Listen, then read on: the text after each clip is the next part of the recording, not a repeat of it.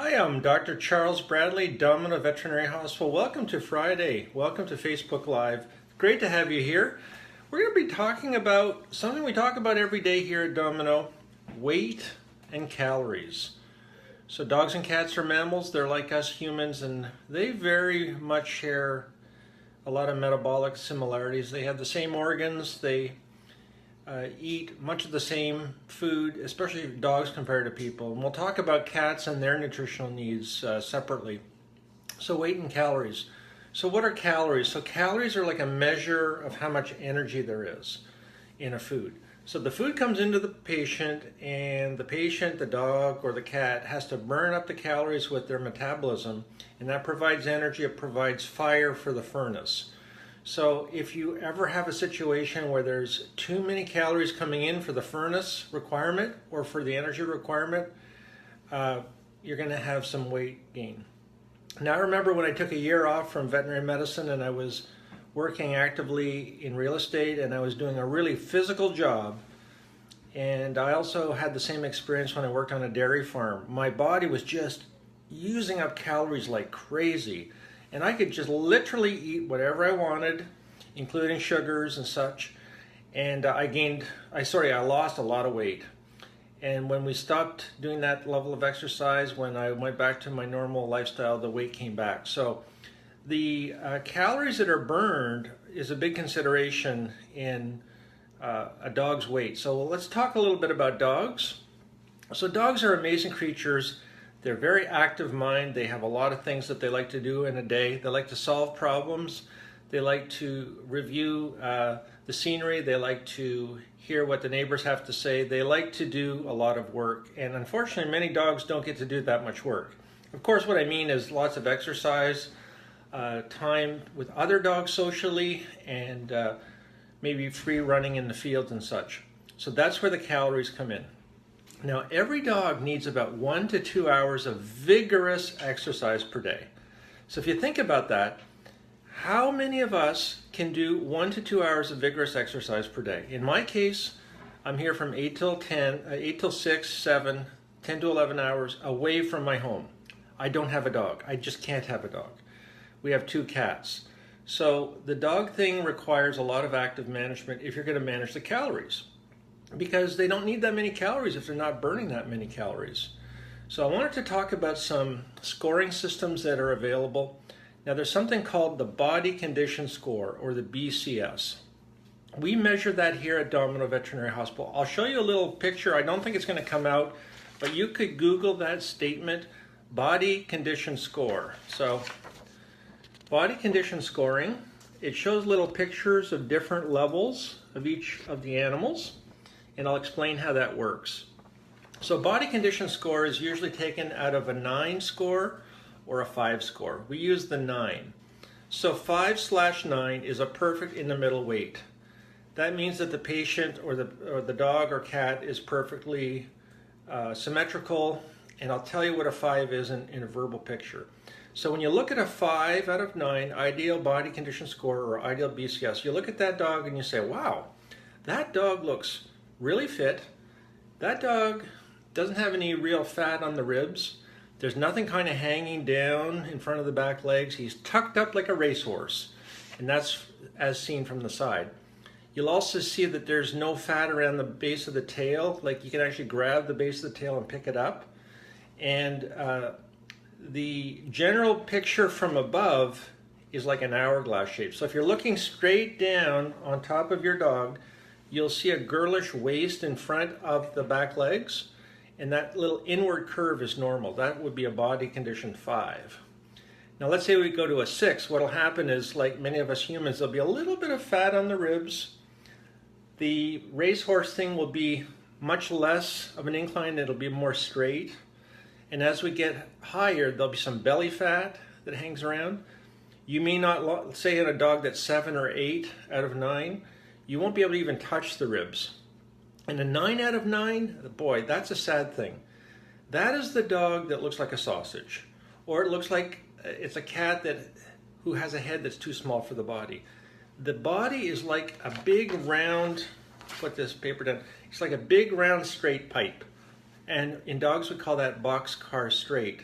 So if you look down on your dog and you don't see any kind of a curvation, especially in front of the back legs and as the ribs cone down towards the back legs, if you don't see that, you probably have a weight issue.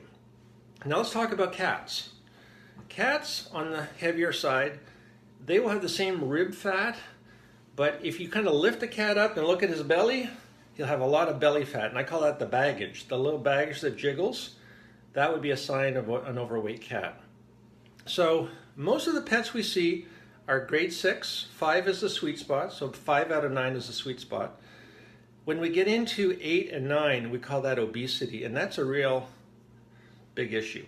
So how do we approach this? So if we want to reduce the calories going into the dog, we have to know the calories per cup or the calories per can. Now most people don't know about that. You can actually do a medical calculation and see what each person or each dog needs for calories based on their level of activity. So you have to find out either on the internet, on the bag, on the can, or by calling the manufacturer how many calories there actually are per cup or per can. Then we can work backwards and do the math and help you understand how many calories are required.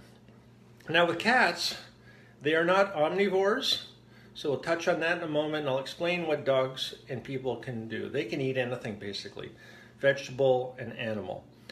Cats are different. They are obligate carnivores, so they should be eating meat. So if a cat eats meat-based diets or fish, their fire is a better fire inside. They'll be able to burn the calories more. The meat is insulinogenic, which means that the meat helps the pancreas secrete insulin. The whole metabolic process is more efficient, so that's why we always say for cats, do canned food. Canned food is really good for cats because it's a natural diet for them, and they will almost magically lose weight in most cases. So dry food, no dry food for cats. Some dry food is reasonable, but if you are attempting to feed your cat 100% dry food, do not be surprised if your cat is overweight. Some cats can handle that because they are able to process grains and cereals and carbohydrates, but they would much prefer to have protein. They're protein eaters, so they like to eat meat or fish. So if you're looking at the ingredient list on a bag, please look at the amount of meat or fish in the first 5 ingredients. This is specifically for cats. Now, as I said before, dogs are omnivores, and there's so many different ways to have a dog and so many different sizes and shapes. It's probably something that you really should be discussing with your veterinarian. But burn the calories. You need the calories to sustain a normal weight, or you can feed a micro amount. It's surprisingly how little food a dog would need if they don't take more than, say, 2 10-minute walks a day. And unfortunately, there are a lot of dogs that are like that, and we recognize that. Now, I just want to check my notes and see if we can talk to you about some other things. So we talked about the dog in review. We want you to look at the chest wall to see if there's extra weight there. We want to see the curve in front of the back legs. We want to make sure that there's nothing hanging down, and we don't want the dog box car straight. With a cat, you check the chest wall and you feel the fat in the abdomen.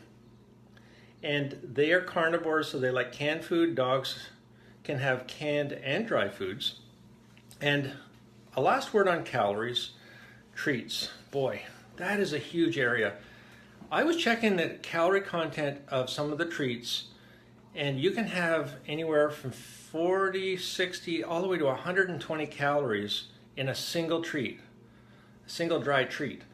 So if you're trying to feed, say, a dog 400 calories a day and you give them 2 120 calorie treats, that's it. You're not going to have any success.